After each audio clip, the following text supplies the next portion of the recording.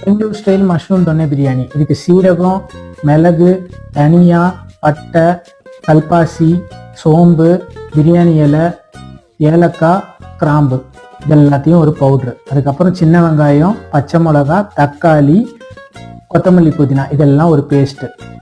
அப்புறம் நெய், வெங்காயம், உப்பு, தக்காளி, இஞ்சி பூண்டு பச்சை மிளகா பேஸ்ட்டு, அப்புறம் அரைச்ச பச்சை கலர் பேஸ்ட்டு, அந்த அரைச்ச பவுட்ரு, மஷ்ரூமு, பாஸ்மதி ரைஸு, தண்ணி எல்லாத்தையும் கலந்து 5 விசில் வச்சா பெங்களூர் ஸ்டைல் மஷ்ரூம் தொன்னை பிரியாணி ரெடி. என்ன தொன்னை இல்லை, அதனால் கப்பில் வச்சுருக்கேன், கொஞ்சம் அட்ஜஸ்ட் பண்ணிக்கோங்க.